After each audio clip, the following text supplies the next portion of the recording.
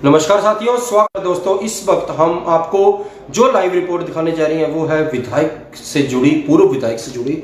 हमारे बीच में अभी बहुत ही जबरदस्त एक वरिष्ठ नेता हमारे साथ जुड़ चुके हैं इस वक्त कृति भूमि न्यूज चैनल के मंच पर। नाम है भरत सिंह छोकर, जो कि पूर्व विधायक रह चुके हैं समालखा से और रणदीप सुरजेवाला जी के बहुत ही खास माने जाते हैं।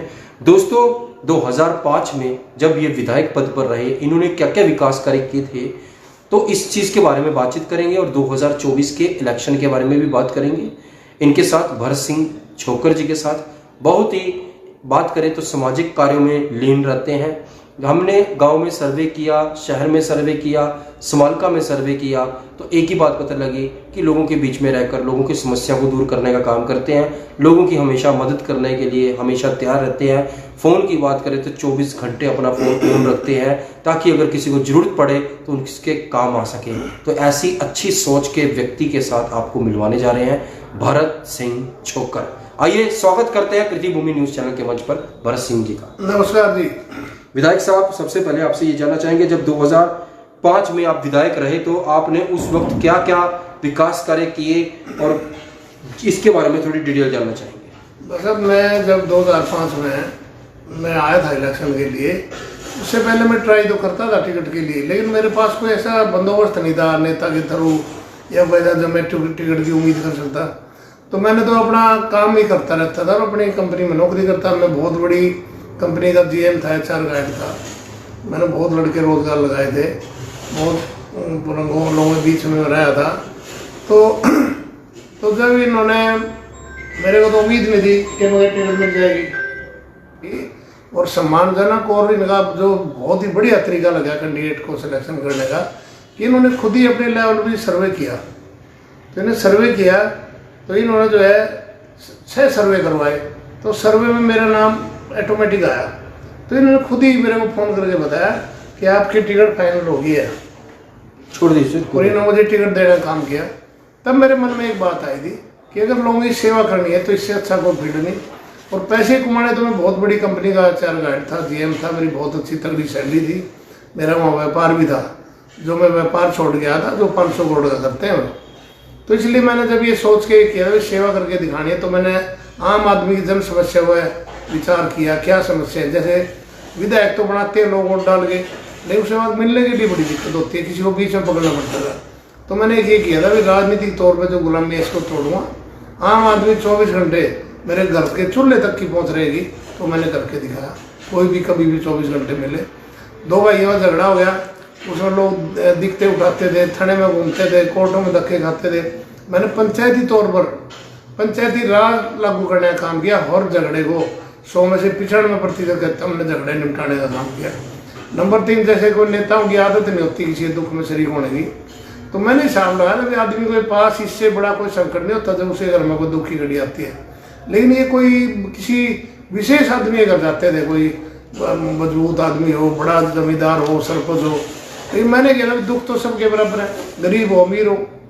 तो मैंने फैसला किया था मैं हर आदमी के दुख में शरीक होऊंगा।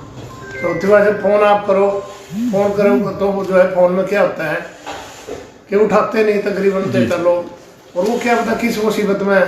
तो मैंने वैसे 24 घंटे ही फ़ोन सुनने का काम किया था। हर आदमी की फ़ोन में मैं शिकायत सुनता था, उसका समाधान करवाता था। और जहाँ तक रिश्वत की बात है कि दफ्तर में एक रिवाज है, सभी नारे देते हैं कि जी भ्रष्टाचार कम करेंगे, कि जी बिना पैसे दिए काम नहीं होता। तो ऐसे हल्के के लोग इसके गवाह हैं, आप पता भी कर सकते हो। मैंने अपने प्रयास से अपने संघर्ष से एक सिस्टम बना दिया था कि बिना पैसे काम होते थे, तहसील होते, थाने होते, बिजली बोर्ड हो। और वैसे कोई भी मेरे समय में कोई ऐसी जाति पाती की बात नहीं थी। और लड़ाई जो बदमाशी थी, जो इस तरह के लोग, तो हमने जो राम राज लोगों को देने का काम किया। गरीब विकास की जैसे भी सरकार से मैं प्रवास गया, चाहे पावर हाउस की बात हो, समड़के की, ब्योली की हो, छाछपर की हो, सचिवालय बनाने की बात हो, तो वैसे जहाँ भी जैसे चुलखाने तक जो है ना पुल बनाने की बात हो, सड़कें की बात हो, स्कूल अपग्रेड की बात हो, जहाँ तक रोजगार की बात थी, वो तो मेरिट पे दिए जाते हैं तकरीबन, ऐसे तो नहीं कोई सिफारशी सिस्टम होता, लेकिन हमारे हर तरीके से काम ठीक रहा। तो इसके बाद जब समय आया तो कांग्रेस पार्टी में होते हुए जिस पार्टी ने मुझे घर से बुलाकर सर्वे का आधार पर टिकट दी थी तो मेरी टिकट कट गई। लेकिन टिकट कटने के बाद आमतौर पर रिवाज है भाई साहब, नेता इलेक्शन जरूर करते हैं, लेकिन मैं इलेक्शन लड़े सबूत है। मैंने हुड्डा साहब के एरिया में काम किया और उसके बाद जो ना पार्टी में रहा। किसी कारण फिर एक बार ऐसी घटना घटी कि मेरी मदर की डेथ हो गई, हुड्डा साहब आ नहीं पाए। तो मुझे महसूस हुआ कि जब हुड्डा साहब सबके पास जाते हैं घर पे और मेरी माँ के मैंने भागी नहीं, तो मैं जो है ना उस टाइम थोड़ा मायूस हुआ। और उसी टाइम चौटाला ने साहब ने जो है ना इस बात को अच्छी तरह समझ लिया। वो खुद पहले उन्होंने चौटाला भेजा, फिर 13 खुद आए, उन्होंने मुझे ऊपर की कर बैठे कि हम तेरे को टिकट भी देंगे, विधायक बनाएंगे, मंत्री बनेंगे, हमारी सरकार आएगी। लोगों ने वहाँ शोर मचा दिया। इससे अच्छी बात नहीं बरती कि भाई अब तो कांग्रेस में तो चांस ही नहीं रहे। तो ऐसे मैं वहाँ ज्वाइन कर गया, लेकिन जो है वहाँ में तालमेल नहीं बैठ पाया मेरा, क्योंकि उन्होंने जो सिस्टम था उसमें फिट नहीं हुआ। फिर ऐसी और भी पार्टी वाले आए, मैं किसी पार्टी के मांगने नहीं था, थोड़ा सा हमने खुद दी। उसके बाद कुलदीप बिश्नोई जी ने खुद मेरे ऑफर की, वैसे बीजेपी ने खुद ऑफर की, मेरे को बुला के ज्वाइन करवा, टिकट डिक्लेयर की, लेकिन जो उन्होंने शर्तें रखी मैं पूरी नहीं कर पाया। वहाँ पर भ्रष्टाचारी सिस्टम ज़्यादा मुझे महसूस हुआ, तो मैंने छोड़ दी। तो अब कुल मिला के मैंने लास्ट में रिजल्ट निकाला कि भाई कांग्रेस पार्टी ही ठीक है, इसका सिस्टम भी ठीक है, नेता भी सारे ठीक हैं, और वैसे ये राष्ट्रीय लेवल की पार्टी है। तो मैंने इसलिए मन बना गए। और अभी तो मैं काफ़ी दिन से एक झगड़े में उलझा हुआ था। मुझे जैसी फुर्सत मिली, रणदीप जी से मेरी बात हुई, उन्होंने मुझे ज्वाइन करवाया, मैं उनका धन्यवाद करता हूँ। तो मेरा मन है कि भी लोगों को जो इन्होंने जो मेरा 5 साल का कार्यकाल देखा है, उसके बाद दूसरे विधायकों भी देखा है, तो आप पता कर सकते हैं लोग उनमें से किसको ठीक मानते हैं। तो मुझे उम्मीद है अगर पार्टी वैसा मुझे टिकट देगी और लोगों का समर्थन मुझे मिलेगा तो जीत होनी निश्चित है। बाकी मेरा अपना इससे ज़्यादा और मैं उसके बाद जो मेरा एक्सपीरियंस हुआ है जनता के बीच में रहने का, राज चलाने का, सरकार के में बीच में रहने का, उसका फायदा लगे लोगों को होगा, मैं ऐसी उम्मीद करता हूँ। और मैं रणदीप जी का, कांग्रेस पार्टी का और हाईकमांड का धन्यवाद करता हूँ कि इन्होंने मुझे एंट्री करने का मौका दिया और काम करने का रास्ता बनाया। रणदीप सुरजेवाला जी के अगर कार्यशैली की बात की जाए तो वो भी उस टाइम सरकार में मंत्री थे। बहुत ही मिलनसार है, बहुत ही बढ़िया ईमानदार व्यक्ति है, बहुत ज़्यादा राजनीति में कम मिलते हैं ऐसे लोग। बहुत ही सरल स्वभाव का मिलनसार है।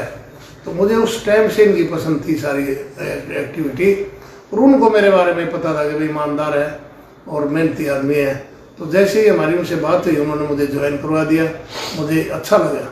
तो मेरा तो यही है, मैं सोचता हूँ कि रणदीप सुरजेवाला जी जैसे नेता, जैसे उन्होंने भाषा में कद बढ़ा है, जो कांग्रेस पार्टी उन्होंने तरक्की की है, वो वाकई में शोभनीय है। उनको भावी सीएम भी देख सकते हैं। भाषा देखो, सीएम तो वो तो हाईकमांड का काम है, और कौन नहीं उम्मीद करता, वो भी एक लायक है इसके।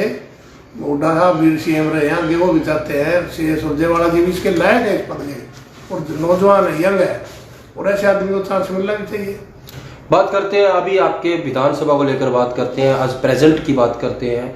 इस समय के अंदर आपके मूलभूत जो समस्याएं नजर आ रही हैं अपनी विधानसभा में, क्या उनके बारे में बताना चाहेंगे? क्या समस्या है इस पर? मेरा जो विचार है, देखो ऐसा समस्या तो हर सरकार में आती है, लोग जितना उसके हर विधायक करता है, इनसे लिए तो सरकार का भी फर्ज होता है कुछ करने का, विधायक का भी फर्ज होता है। मेरा जो मूल विषय रहेगा ना, मेरा भाषा इंडस्ट्रीज का, प्राइवेट सेक्टर का बहुत बड़ा एक्सपीरियंस है, लंबा।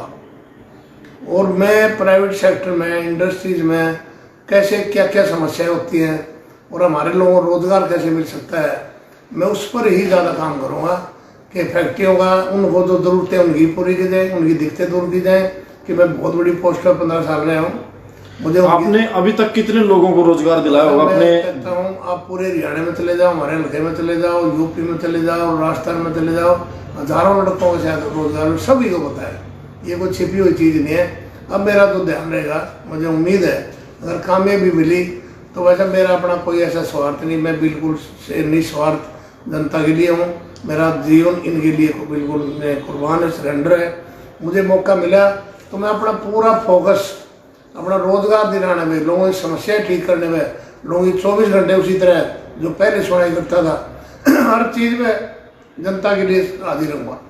भाई साहब देखो, ये जो चीज़ें हैं ना, इस तरह जो बुराई है, इनका कोई एंड तो है नहीं, लेकिन मेरा अपना विश्वास है जैसे बदमाशी है, अगर सख्ताई से पेश आए ना प्रशासन तो बदमाशी एक बार करे 2 बार हिम्मत नहीं होती। नशे की जहाँ तक बात है, हर चीज़ भाई साहब पुलिस की नज़र में होती है। अगर पुलिस ठीक तरीके से काम करे ना, एक भय पैदा कर दे, तो ये भाई साहब माँ बाप तक डरते हैं फिर कि यार तू नशा करेगा तो मरवाएगा। भाई साहब कोई ऐसा है ही नहीं, ऐसा उपाय लोग ऐसे ट्राई नहीं की जाती। मैं तो ये गारंटी देता हूँ मुख्यमंत्री लायक हो और वो ये एक एसपी बढ़िया ईमानदार लगा दे, एसपी से ही हो ना भाई साहब, सिपाही से लेकर डीएसपी तक कोई गलत काम नहीं कर सकता। अपनी ड्यूटी से ही करें, पैसा एक नहीं ले इसका, डीसी से ही हो। और तो मैं कहता हूँ पटवारी से लेकर कलरक से लेकर एसडीएम तक कोई गड़बड़ नहीं कर सकता। भाई साहब 2 ही तो अफसर बढ़िया लगाने, तो मुख्यमंत्री जो भी बनेगा उनसे यही निवेदन करेंगे कि भाई हर जिले में, हमारे जिले में विशेषकर ईमानदार डीसी और एसपी लगाए। हम उनसे संपर्क रखेंगे, तालमेल रखेंगे और हम कोशिश करेंगे इन चीज़ों पर पूर्ण रूप से कंट्रोल होगा। छोकर साहब, बात करते हैं 2024 के इलेक्शन की। 2024 के इलेक्शन में कांग्रेस पार्टी इस बार कौन सी ऐसी नीतियां लेकर आएगी जिससे कि आम आदमी कांग्रेस पार्टी की तरफ झुकाव हो और कांग्रेस पार्टी को वोट दे?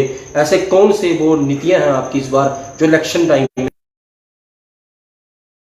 न रोजगार है, न भ्रष्टाचार पे कंट्रोल है, न किसी किस्म की प्रशासन में सुनाई है। तो लोग उग चुके हैं, लोगों का मन बन चुका है कि कांग्रेस की सरकार आनी चाहिए और कांग्रेस को लोग वोट देंगे।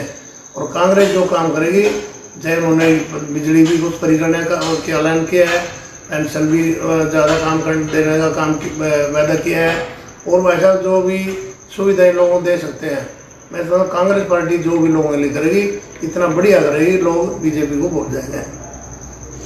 और आप अब 2024 में जो जनता है, क्या कहना चाहेंगे अपने समालका हल्के की जनता को कांग्रेस पार्टी को लेकर? मतलब समालका की जनता तो तैयार है। मैं तो ऊपर वालों को, कांग्रेस हाईकमांड को कहना चाहता हूँ, निवेदन करना चाहता हूँ कि वो सही कैंडिडेट का सिलेक्शन करें और वह इसका लिए सर्वे करवाएं। अगर मेरा नाम सर्वे में आता है तो मुझे टिकट देने का काम करें और मैं लोगों के लिए फिर 5 साल पूरी जी जान से काम करके दिखाऊंगा। अगर मेरा नाम सर्वे में नहीं आएगा, मुझे टिकट नहीं मिलेगी, तो फिर मैं क्या किस लिए लड़ूंगा? वैसे मुझे पार्टी में रहना है, पार्टी में रह के पार्टी की सेवा करनी है, लोगों की सेवा करनी है।